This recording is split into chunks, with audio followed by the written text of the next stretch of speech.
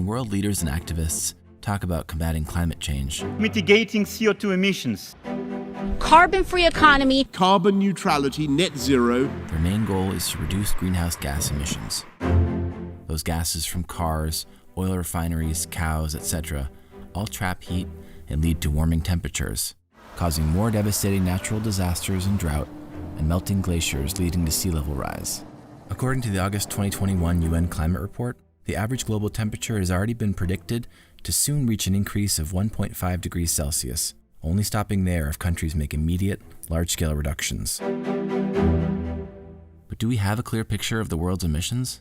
The UN has asked countries across the globe to report greenhouse emissions within their countries to the UN, and they put that in a centralized database. We developed a model which would present 2019 numbers for countries that didn't report data from that year.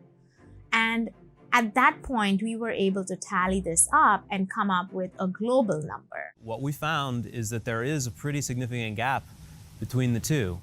The Post found that total global emissions are significantly undercounted, and that there is a 16 to 23% gap in unclaimed emissions from 2019. Figuring out why the numbers are off might come down to a basic question. How are countries measuring their emissions?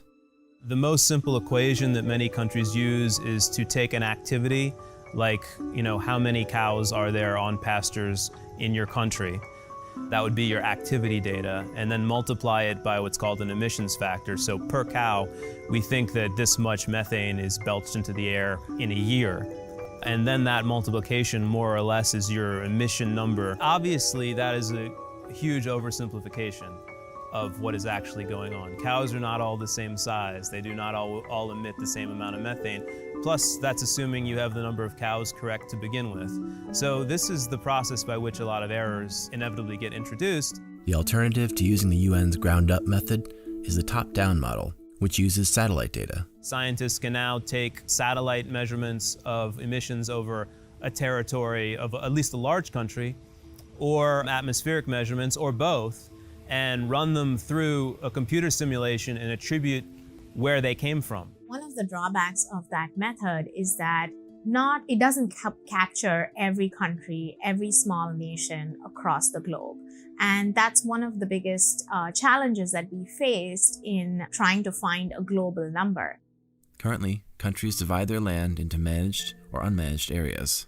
Land gets divided in the UN system into forest, grassland, cropland, settlements. Those are cities. A lot of countries claim that the managed area is sucking a lot of carbon out of the air rather than emitting it, and so that can then be applied to lower the total emissions. But not all countries use the same approach. The US, for instance, almost the entire country is considered managed land. They can take any reductions from the land and apply it into their net emissions. But Australia does it differently. Canada does it differently. So there isn't an equal playing field for all these countries. And it's not a simple equation.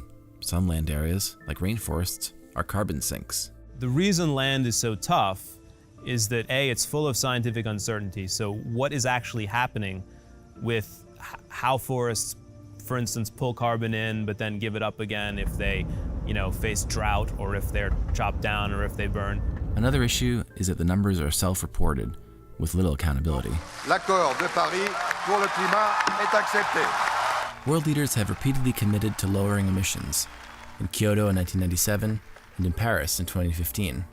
Under that agreement, that was the first time the world got organized to do something about climate change, and really they all are driven by the will and the participation of the countries. If you don't do this, there's no punishment except for sort of political being unpopular, being criticized. There's nothing other than that.